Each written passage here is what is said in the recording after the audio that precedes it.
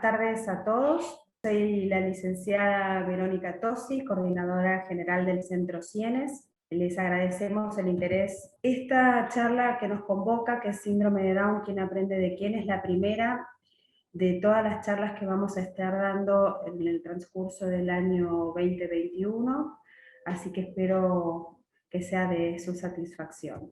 ¿Quiénes somos? Bueno, este es nuestro equipo. Está conformada por la dirección médica, que es la doctora Marcela Parada Marcilla, quien está hablando en estos momentos, que soy yo, coordinadora general Verónica Tosi, nuestra neuropediatra Montserrat Lozano, que también va a estar disertando en el día de hoy, y la psiquiatra Cristina Supo Vegara, que hoy no va a estar disertando. Y esto es parte del equipo también, la licenciada Nélida Aguirre, terapista ocupacional, que va a estar más tarde con ustedes, fonoaudióloga, tanto Norma Monasterio como la licenciada Tamara Sosa, quien hoy también va a estar convocada para la charla, la psicopedagoga Olga Maturano, la psicóloga Carolina Miller y otra psicóloga Sabrina Buganem, nuestra kinesióloga Eugenia Godoy Bodrau y nuestra trabajadora social Mara Giay. Todo esto es parte del equipo de Sienes. Algunas estarán, como les dije,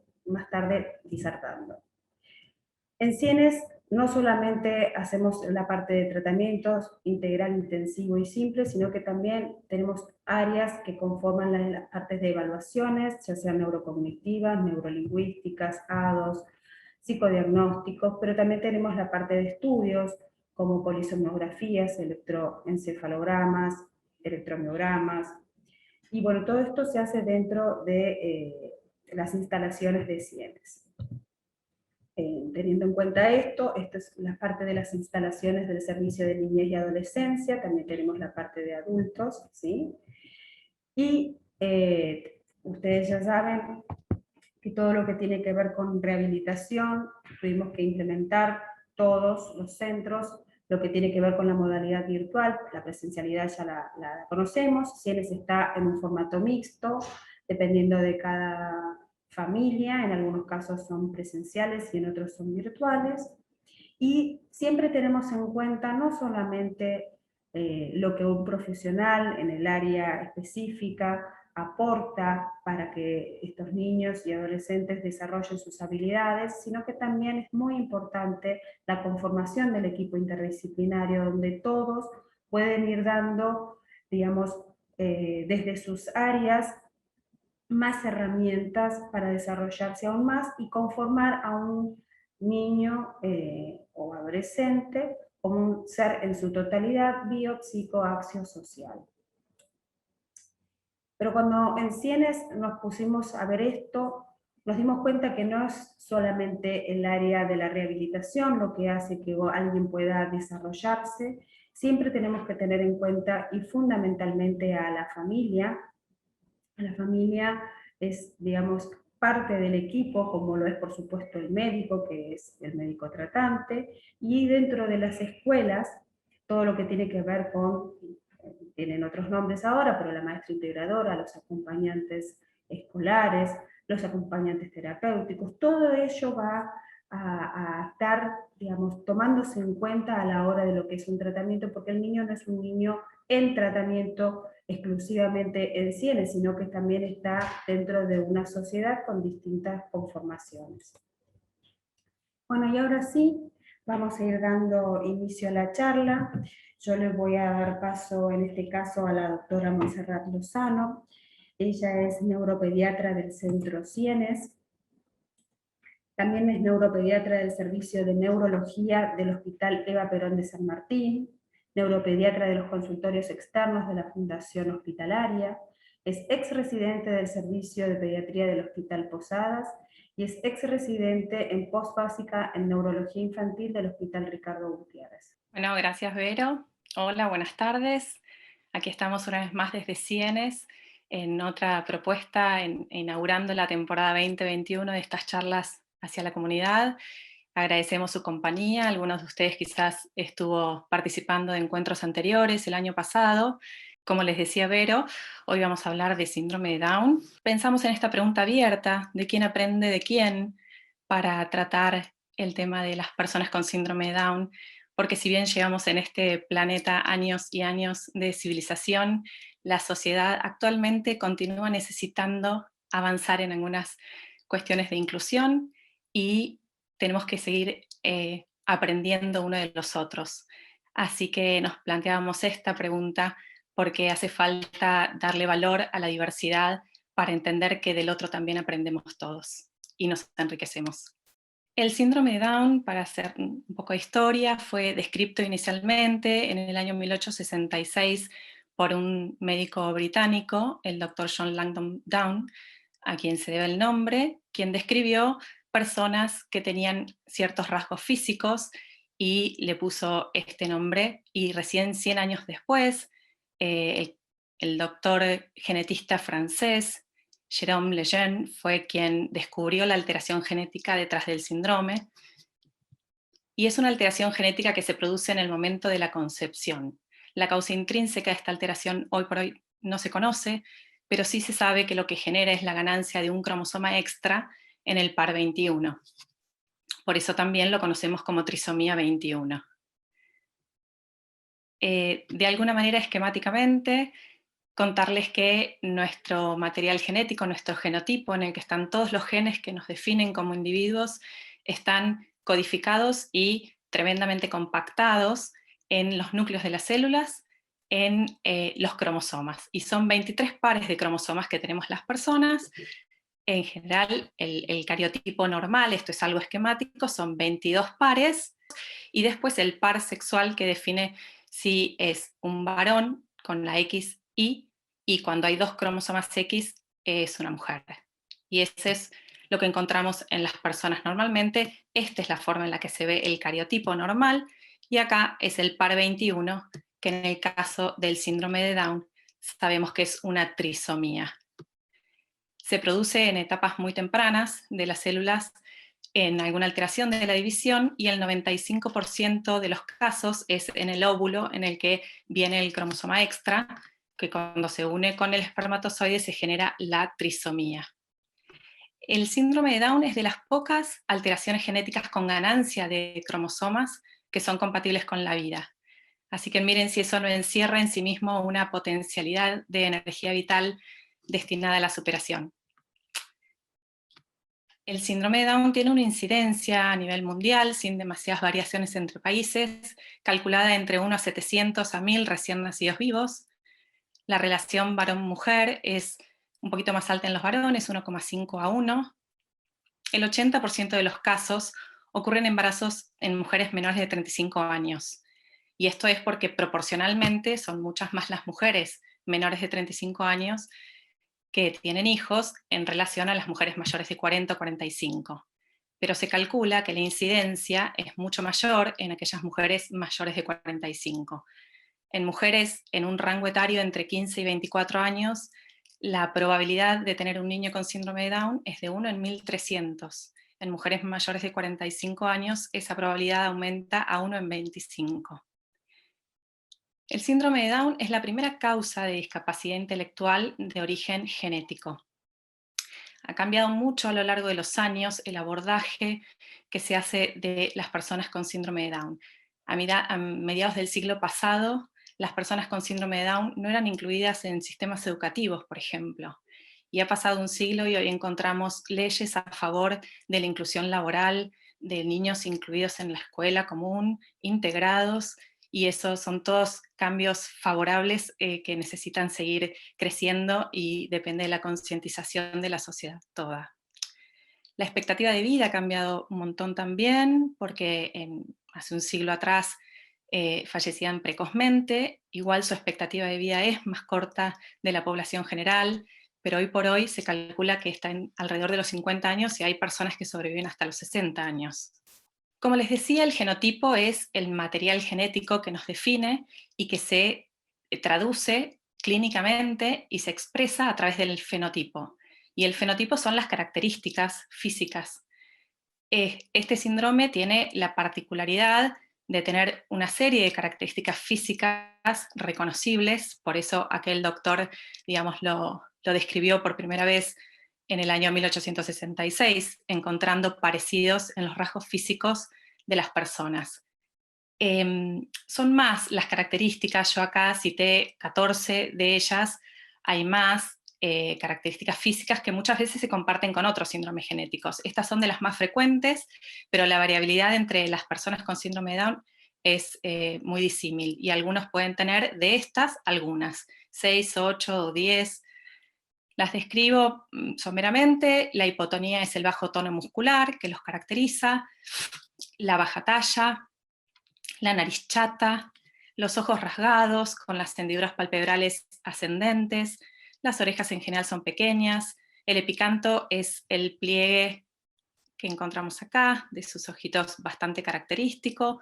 Tienen también las personas con síndrome de Down una lengua prominente, que llamamos macroglosia, y que por eso muchas veces tienen la protusión lengual, con la lengua fuera de la boca o con dificultad para mantenerla adentro de la boca por una cuestión de tamaño. A su vez tienen una forma característica de la cabeza que se llama braquicefalia, tienen en la palma de la mano un pliegue palmar único, tienen clinodactilia, que es en el quinto dedo de la mano encorvado, pero son algunos de estos rasgos compartidos con otros síndromes genéticos, como les decía previamente. Tienen un paladar estrecho, el cuello corto y ancho, son hiperlaxos, muy flexibles, tienen manos anchas y cortas, y estas son algunas de sus características fenotípicas. Después llamamos fenotipo conductual a las características relacionadas a la conducta de la persona. Las personas con síndrome de Down son cariñosas, le gustan los abrazos, les gustan las demostraciones de afecto, son risueños, también son impulsivos, también son dispersos, también son hiperactivos algunos de ellos, y algunos tienen dentro del patrón de fenotipo conductual rasgos dentro del espectro autista. Tienen también talentos y dificultades, como tenemos todas las personas. Hay condiciones médicas asociadas a las personas con síndrome de Down que son a veces más frecuentes que la población general, y no siempre están en todas las personas con síndrome de Down. Las cardiopatías congénitas son una de ellas, que obviamente pueden ser detectadas, al igual que síndrome en sí puede ser detectado prenatalmente, y esto depende de los resultados de algunos test que se hacen durante la gestación, tempranamente, para detectar signos indirectos relacionados. Algunas veces el diagnóstico es prenatal, incluso con la posibilidad de hacer el diagnóstico genético confirmatorio ya con el niño dentro de la panza, y otras veces el diagnóstico se hace al nacer, cuando uno detecta el fenotipo particular, pero siempre la confirmación genética es mandataria, y es a través del análisis genético, que es el cariotipo, en el que se confirma la trisomía.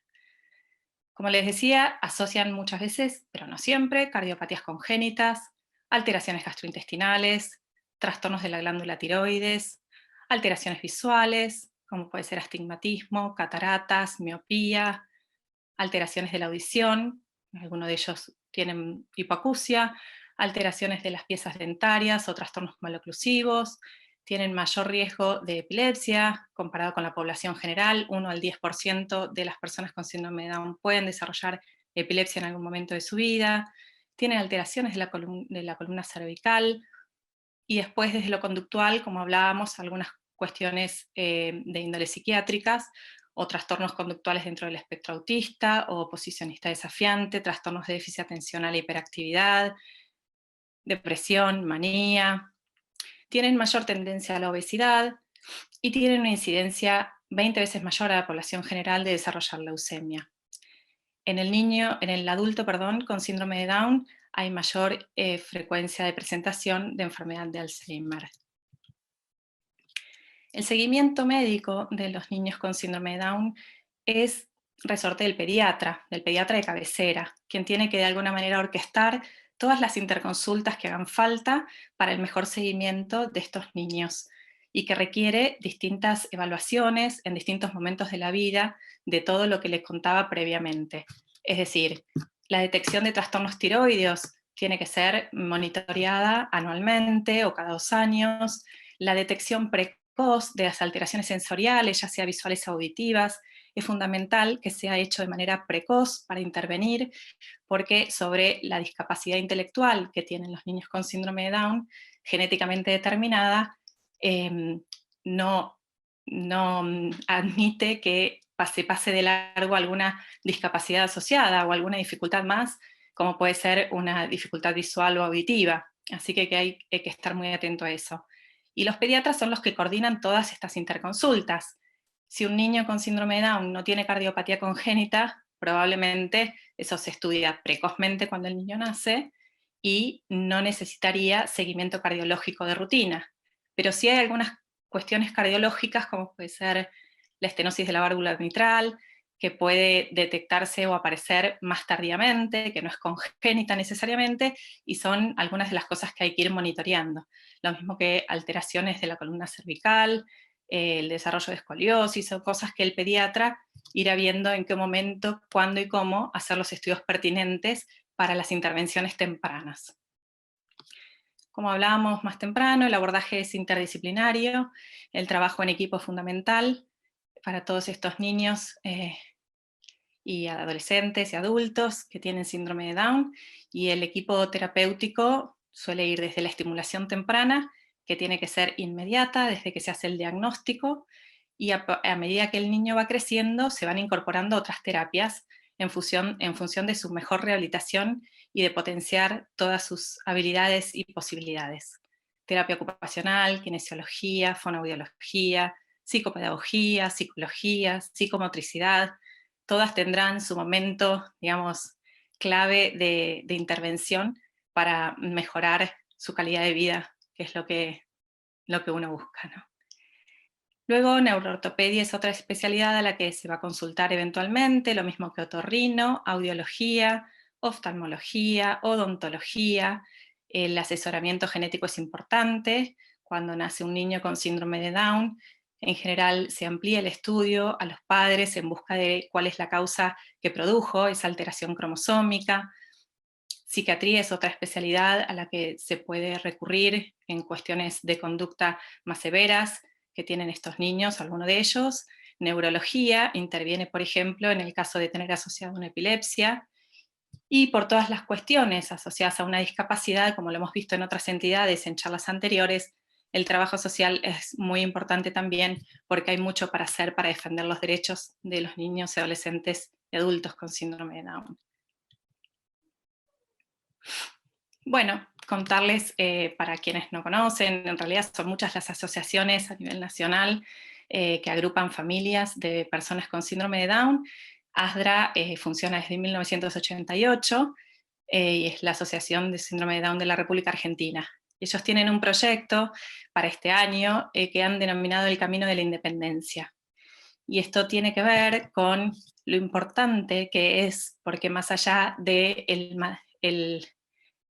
la predisposición genéticamente determinada del síndrome, la multiplicidad de posibilidades están dadas desde la relación íntima entre lo genético y el entorno. Y el entorno es fundamental, súper importante, y el entorno inmediato es la familia, y desde la familia es muy importante la no sobreprotección de los niños con síndrome de Down, sino más bien impulsarlos e invitarlos y trabajar en conjunto para su independencia futura. Para eso está bueno, de acuerdo a la edad del niño, ir delegando responsabilidades, asignar obligaciones y tareas, alentar y confiar en ellos. Bueno, le vamos a dar el pie a la licenciada Tamara Sosa. Ella es fonoaudióloga de la Universidad del Salvador, tiene diplomatura en intervenciones en trastornos de la comunicación a través de la Universidad Austral, también tiene una diplomatura en rehabilitación de pacientes con afasia por Fundafasia, tiene formación en neurolingüística por la Universidad Austral, y es ex concurrente del área de fonoaudiología del Hospital de Boulogne. Desde ya, vuelvo a reiterar, ella es fonoaudióloga del servicio de Sienes, del servicio de niñez y adolescencia. Bueno, para comenzar es necesario hacer mención la comunicación, que está formada por la lengua, el lenguaje y el habla, ¿sí? Estos tres ítems nos enfocamos en trabajarlos en el área de fonoaudiología, ¿sí? Y voy a hacer mención brevemente a cada uno de ellos, ¿sí? La lengua es un sistema de signos y símbolos que nos anticipa a todo lo que es la comunicación. Es importante que en la vivienda donde se encuentra el niño, ya sea en el momento del aprendizaje, todos los hablantes utilicen la misma lengua, ya sea una lengua materna o una lengua adquirida, ¿sí? Es un código que es muy importante para el desarrollo de lo que va a ser el habla y posteriormente el lenguaje, ¿sí? El lenguaje es el medio que nosotros utilizamos para comunicarnos. Puede ser un lenguaje oral, como estamos haciendo ahora, que es una secuencia de fonemas, puede ser un lenguaje escrito, y tenemos diferentes tipos de comunicación, otros medios, por ejemplo, la lengua de señas y también la comunicación bimodal. No me voy a interiorizar en este caso en lo que es la comunicación bimodal, pero es una comunicación en donde el gesto va apoyado con la palabra. Y en el caso de las personas con síndrome de Down, es algo que en fonoaudiología lo trabajamos, ¿sí? Ya que el lenguaje está dividido en dos aspectos. Tenemos el aspecto expresivo del lenguaje y el aspecto receptivo o comprensivo. Y en el caso de las personas con síndrome de Down, el aspecto comprensivo mayormente se encuentra conservado, excepto que hablemos de alguna patología asociada al síndrome de Down. El habla es la herramienta que permite comunicarnos, ¿sí? Tiene una intención y tiene que ser de acto involuntaria, ¿sí? Esto es... no es de forma colectiva, a diferencia de la lengua y el lenguaje, sino que es un acto puramente individual. Nosotros tenemos en cuenta que en el lenguaje está el aspecto expresivo y el aspecto receptivo, como había dicho anteriormente. Nosotros desde el área de fonoaudiología evaluamos estos dos aspectos, ¿sí? Hay que tener en cuenta que en la comunicación las primeras palabras se esperan entre los 15 y 18 meses, pero antes a esto hay unos prerequisitos que pueden ser verbales o no, y nosotros lo mencionamos como prerequisitos de la comunicación, ¿sí? Como puede ser lo que es el contacto visual, la atención conjunta, la imitación, por ejemplo, el gesto del chau, el tirar un beso, y la sonrisa social. Todos estos aspectos en las personas con síndrome de Down aparecen, ¿sí? Y aparecen de forma, digamos, constituida en los mismos parámetros que cualquier otra persona. Pero lo que sí va a estar alterado es el plano expresivo del lenguaje. La anatomofisiología orofacial, especialmente en las personas con síndrome de Down, bueno, como había mencionado algunas cosas la doctora Montserrat, ellos presentan una nariz pequeña, ¿sí? Esto no afecta directamente lo que es la respiración, pero si bien ellos suelen tener alteraciones respiratorias, no se dan específicamente por presentar una anatomía de una nariz pequeña, ¿sí? El cuello grueso, una hipotonía lingual, que es obviamente característica de todo el síndrome de Down. O sea, a ver, las personas con síndrome de Down se caracterizan por tener una hipotonía, y obviamente la lengua no está exenta de esto, ¿sí? La hipotonía lingual junto con la macroglosia están en unión. ¿Por qué? Porque las personas con síndrome de Down, al tener esta macroglosia, en donde hay una protusión de la lengua que va más allá del borde alveolar, por decirlo de alguna forma bien específica, hacen que esta lengua quede en posición de reposo para abajo, ¿sí? Como podemos ver ahí en la foto. Entonces esto genera que la lengua esté reseca, ¿sí? Y también genera que haya, por ejemplo, en la respiración, nosotros necesitamos que el aire ingrese por la nariz, que se filtre a través de los pelitos que tenemos en la nariz, entonces entra como calefaccionado a nuestro organismo.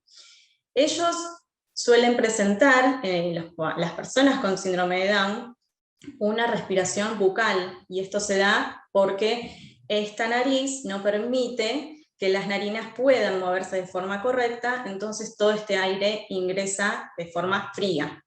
Entonces por esto genera muchas veces trastornos respiratorios, ¿sí? La hipotonía lingual junto con la macroglosia generan también alteraciones en lo que es la deglución, la respiración, el habla, y todo esto que lo vemos que está sumamente ligado, se da no solamente por una anatomía, ¿sí?, de la lengua, sino también porque en algunos casos, no siempre, presentan el paladar duro, que es el paladar que se encuentra arriba, donde la lengua debe descansar, siempre la lengua debe descansar arriba. Este paladar duro es muy corto, está más cortito que lo normal. Entonces esta lengua no tiene lugar para descansar arriba y empiezan a dejar la lengua fuera, ¿sí? Esto genera, obviamente, que los dientes estén alterados y en consecuencia hay maloclusiones, ¿sí? La movilidad lingual va a estar alterada, va a ser escasa, entonces desde fonoaudiología vamos a trabajar toda esta parte a través de praxis y demás, que luego lo voy a ir mencionando, ¿sí? Está alterado también el control de la saliva, ¿sí? Presentan muchas veces cierta cialorrea, pero no en todos los casos. El sello labial, esto quiere decir que la boca no puede cerrarse, ¿sí? Les cuesta, obviamente, mantener los labios pegaditos, obviamente porque presentan esta hipotonía junto con la macroglosia. Los hábitos de alimentación van a estar alterados, igual que el habla. También van a presentar una dentición tardía, ¿sí? Las personas con síndrome de Down suelen tener los dientes más pequeños y al tener el paladar y los maxilares más pequeños y más acortados, la erupción de toda la dentición sale apiñada, ¿sí? Entonces esto se da porque no hay espacio, falta espacio en todo lo que es la cavidad bucal. Entonces esto genera que los dientes no solamente tarden en salir, algunas veces se generan diastemas, que es el espacio que hay entre los dientes, y obviamente altera todo lo que es lo fonemático, los puntos y modos articulatorios de los fonemas, esto quiere decir de los sonidos que utilizamos en el habla, y también de la alimentación, la deglución, la masticación. Bien. Bueno, desde el área de fonoaudiología trabajamos no solamente en mejorar estas estructuras orofaciales que se encuentran distorsionadas, sino en los mecanismos que impactan cuando se ven afectados.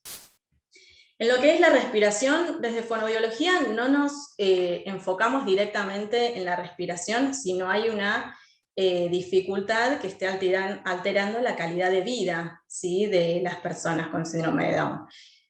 Cuando tienen alguna dificultad respiratoria que se trabaja a través del músculo del diafragma, sí trabajamos especialmente la respiración, como para dar el punto, el tipo y modo de respiración correcta. Ellos son respiradores bucales, entonces necesitamos que la respiración sea nasal o tipo mixta, en donde se pueden utilizar los dos tipos de respiraciones. La respiración costo-diafragmática abdominal es lo que debe ser el ideal. Entonces, a través de fonoaudiología trabajamos en técnicas de relajación, como para entender cuándo un músculo está en tensión, en distensión, reconocer todo nuestro cuerpo, ¿sí?, desde miembros inferiores, y específicamente nos centramos en todo lo que es no solamente la respiración, en panza, en diafragma y demás, sino también en todo lo que es la musculatura orofacial, ¿sí? Es importante trabajar la musculatura orofacial, especialmente desde que son bebés, a través de la succión, por ejemplo, a través de un chupete, ¿sí? O con los dedos de la fonoaudióloga, nosotras colocamos un guante con vaselina y empezamos a estimular todo lo que es la musculatura orofacial desde que nacen, para ir mejorando toda esta hipotonía y que darle sensaciones propioceptivas a las personas con síndrome de Down es fundamental, porque obviamente va a generar que todo esto que se trabaja desde bebés empiece a fortalecerse y lograr la eutonía, ¿sí? El tono que debe tener. Después la deglución, específicamente en la etapa de masticación. Obviamente que todo lo que es lo oral va a estar alterado, pero especialmente nos enfocamos en la etapa de masticación alrededor de los 8 años, de forma autónoma. Anteriormente a esto trabajamos en conjunto con la familia, generando desde que son bebés distintas propiocepciones y demás, desde que el alimento va con la cuchara hacia la boca, todo esto es en conjunto con la familia.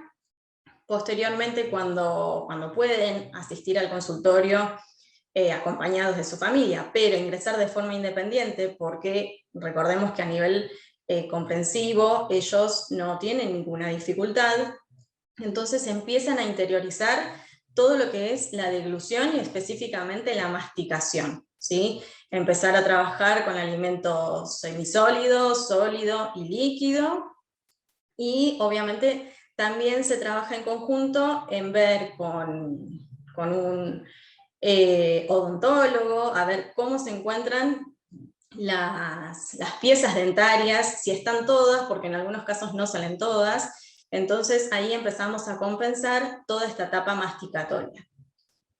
Con respecto al lenguaje, dependiendo obviamente en la etapa en donde se encuentre el paciente, iremos trabajando especialmente para mejorar estos puntos y modos articulatorios.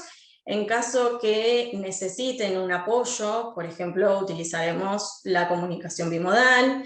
Es muy amplio el espectro como para trabajar el lenguaje en ellos, ya que suelen tener un vocabulario rico, pero obviamente al tener todas estas dificultades que son anatómicas, se les dificulta en algunos casos estos puntos y modos articulatorios de cada fonema. Pero esto se va revirtiendo a medida que van creciendo.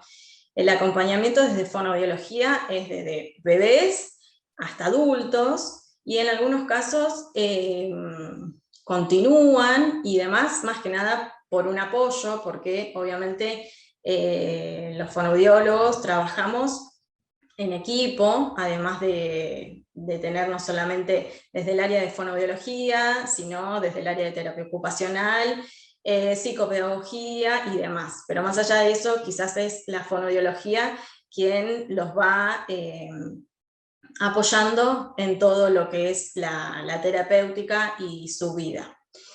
Con respecto al lenguaje, también es importante hacer una mención especial en lo que requiere la hipoacusia. ¿Por qué? Porque hay alteraciones del lenguaje que se dan debido a la hipoacusia. En las personas con síndrome de Down es importante detectar las hipoacusias. Obviamente tenemos dos tipos: la hipoacusia conductiva, que se da por una infección en el oído medio, esto quiere decir otitis. Las otitis a repetición generan una pérdida auditiva. A veces las otitis no son manifestadas por el paciente, entonces por eso es importante recurrir al otorrinolaringólogo, que realice la desinfección si es necesario. En algunos casos se colocan unos tubos de ventilación para que la trompa de Eustaquio, que es la que conecta lo que es el oído medio con la parte posterior de la nariz, funcione y que no se junte cerumen, porque este cerumen empieza a juntarse, empieza a haber una pérdida auditiva Y si bien estas hipoacusias conductivas no se dan todo el tiempo, sino que son hipoacusias que aparecen y pueden desaparecer. Es como una otitis, es la otitis. Por eso en algunos casos se manifiestan y en otros no, pero sí es importante que en las personas con síndrome de Down, especialmente desde muy chiquititos, realicen las interconsultas con el otorrinolaringólogo como para chequear y controlar. Por otro lado, encontramos lo que son las hipoacusias neurosensoriales, que estas se detectan ya desde el nacimiento, porque bueno, ahora por ley se tienen que realizar las autoemisiones acústicas. A través de esto ya se puede detectar, en algunos casos a través del ultrasonido también en los primeros meses de embarazo, si se encuentra una hipoacusia neurosensorial. En este caso la pérdida auditiva es total, los pacientes presentan una sordera porque ya está lesionado el nervio auditivo. Y en este caso se rehabilita a través de audífonos, en donde es importante hacer una calibración con la fonoaudióloga, quien es que calibra el audífono. También es importante hacer una terapia auditivo-verbal, que también la realiza la fonoaudióloga, y en conjunto se realiza el tratamiento que corresponde al área de fonoaudiología, más allá de toda la terapia auditivo-verbal, que es importante. Es importante mencionar la hipoacusia, porque muchas veces se presentan pacientes que hay, donde generan un trastorno del lenguaje, y más allá de que desde fonoaudiología tratemos de trabajar esto, si no hay un control en el área de audiología que lo realiza el otorrinolaringólogo, después puede generar otra alteración. Entonces es importante que todas estas infecciones sean tratadas. Bueno, y le vamos a dar paso a la licenciada Nélida Aguirre, terapista ocupacional del Centro Sienes. Ella se recibió en la Universidad de Buenos Aires, es especialista en integración sensorial con certificación de la Universidad del Sur de California. Tiene formación en pacientes con encefalopatías crónicas no evolutivas y tiene formación en pacientes con trastorno del espectro autista y en estimulación temprana. Buenas tardes a todos, gracias Vero. Repetir brevemente lo que ya se nombró anteriormente, que tiene que ver con las particularidades propias del síndrome de Down. Se habló del bajo tono muscular y de la hiperlaxitud. Acá yo puse una foto en la diapositiva donde se ve una niña que está sentada en una postura en W, que es muy usual ver a los niños con síndrome de Down sentados en esta postura. Una postura que a ellos les resulta cómoda, ¿no? Porque lo que nosotros le llamamos compensan cierta debilidad en tronco y demás partes de su cuerpo, ¿no? Los músculos están más relajados, ¿sí? Se ve baja fuerza, bajo tono en el cuerpo, niños que tienen son más blanditos, tienen menos posibilidades de trepar, de correr, de moverse libremente, ¿no? A nivel de las estructuras orales también, hipotonía, labios, lengua, mandíbula, los músculos más relajados, más flácidos, acostumbran a tener la boca abierta, a protuir la lengua, el babeo constante en algunos casos. Y me voy a detener un poco en lo que es la estructura de las manos, ¿sí? Que es lo que a veces nos compete generalmente desde terapia ocupacional, y este pliegue único que tienen estos niños con síndrome de Down, estas personas con síndrome de Down, y es lo que nosotros desde edad temprana empezamos a trabajar, ¿no? Desde la estimulación temprana. La toma de objetos, el poder explorar algo con sus manos, ¿sí? Poder empezar a trabajar desde muy temprano todo lo que es la toma, la aprehensión, las pinzas, ¿sí? Estimulando los músculos de las manos para compensar esto propio del síndrome de Down, que es el pliegue único palmar. Las dispraxias también, intervenimos mucho en lo que tiene que ver la dispraxia, sobre todo a la hora del vestido, en la praxia del vestido, en la praxia de poder atarse los cordones, en imitar movimientos y acciones, ¿sí? dificultades en integración también de estímulos sensoriales, no necesariamente por una dificultad en lo sensorial o en lo sensoperceptivo, sino en la posibilidad de poder integrar de una manera adecuada en su cerebro, ¿sí?, distintos estímulos provenientes del ambiente, ya sea sonoros, táctiles, en lo que tiene que ver con el movimiento. Ahí es donde terapia ocupacional interviene, pudiendo analizar cuáles son esas dificultades que presenta ese niño y de qué manera poder actuar para que el niño pueda regular y poder integrar todas esas sensaciones y poder brindar una respuesta adecuada al entorno. Dificultades sensoriales y sensoperceptivas, lo que estuvimos hablando con anterioridad, que tiene que ver con lo que es la audición, la visión, ¿sí? Dificultades para mantener la atención durante periodos de tiempo prolongados y facilidad para la distracción frente a estímulos novedosos también. Sabemos que si hay una dificultad en la sensopercepción, en todo lo que tiene que ver con canales sensoriales, y en lo que tiene que ver con la integración sensorial, el niño va a tener más dificultades para poder atender y para poder concentrarse también. Yo relaté brevemente algunos conceptos básicos que tienen que ver con la atención o el abordaje del niño con síndrome de Down, y es esencial la estimulación temprana, poder abordar al niño desde muy pequeño, en las diversas áreas. Desde terapia ocupacional se trabaja desde un marco holístico que se tiene en cuenta el niño en su totalidad, ¿no? Y trabajar de manera interdisciplinaria también. Desde la estimulación temprana, poder empezar a estimular al niño desde edad muy temprana en lo que tiene que ver con lo motriz grueso, en lo que es el apoyo en sus miembros superiores, el rolado, el poder moverse, el poder sentarse, ¿sí? Y en lo que tiene que ver también con todo lo que tiene que ver con la exploración de objetos, el juego, la alimentación, el vestido, las actividades básicas también. Un concepto fundamental para nosotros es la autonomía personal, ¿sí? Nuestro abordaje va a ir dirigido a que esta persona, este niño con síndrome de Down, tenga una autonomía personal y sea lo más independiente posible. Los abordajes que podemos realizar desde terapia ocupacional y puntualmente, el modelo de la ocupación humana sería el principal y el que nos compete desde nuestra área, la integración sensorial, la terapia cognitivo-conductual en aquellos niños que tienen algunas dificultades conductuales, el neurodesarrollo, que está referido a lo que tiene que ver con la plasticidad neuronal y las funciones desde muy tempranas de lo que tiene que ver el sistema nervioso central.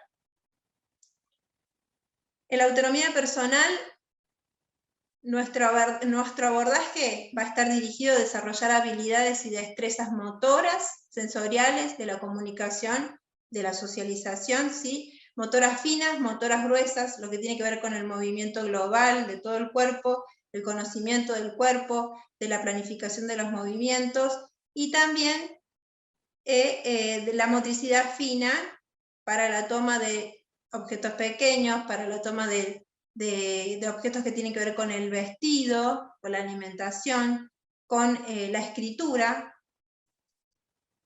El entrenamiento es uno de los medios que utilizamos, ¿sí? Por ejemplo, en nuestro consultorio generalmente tenemos objetos y juegos o mantas que nos ayudan a poder entrenarnos en el atado de un cordón, en la colocación de una hebilla, en la colocación de un botón, en subir un cierre, en bajar un cierre, y brindar los apoyos que necesite, ¿sí? este niño a lo largo de su vida, porque no solamente desde etapas tempranas y en la niñez, sino también a lo largo de su vida, aún siendo adultos también. La estimulación temprana para favorecer el desarrollo psicomotriz, para brindar los estímulos adecuados, para asesorar a sus padres, para que esos estímulos que son provistos por ellos sean los adecuados para el niño. Los abordajes son los que nombré recién, el modelo de la ocupación humana, que estaría dirigido al desempeño ocupacional, a la autonomía, a la identificación de intereses y a las ocupaciones que más adelante ese bebé o ese niño con síndrome de Down va a poder llevar a cabo. Desde lo cognitivo-conductual, el comportamiento y la respuesta al entorno de ese niño, las estrategias para la organización de la conducta de ese niño en los diversos entornos.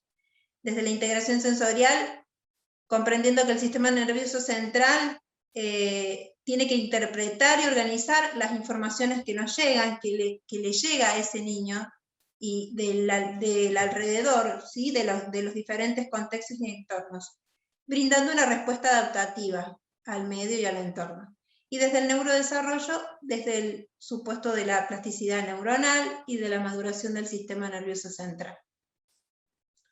En cada una de las etapas de una persona con síndrome de Down, y desde el abordaje de nuestra disciplina, se considera a cada uno de ellos como un ser único y singular, irrepetible, y se diseña un plan de tratamiento que desarrolle sus fortalezas, que minimice aquellas debilidades, y está dirigido el abordaje al acompañamiento en el desarrollo a lo largo de su vida, brindándole diversos apoyos para su autonomía y para su autovalimiento en todas las áreas.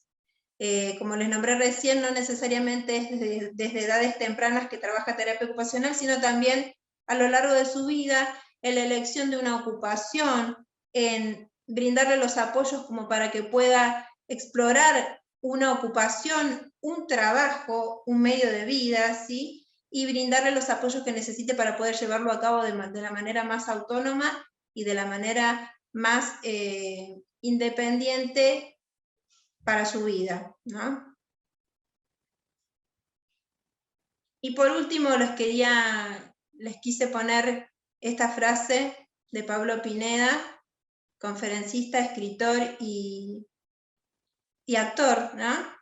Dice, lo que tengo de especial son unos padres y un entorno que han luchado porque sea lo más autónomo posible.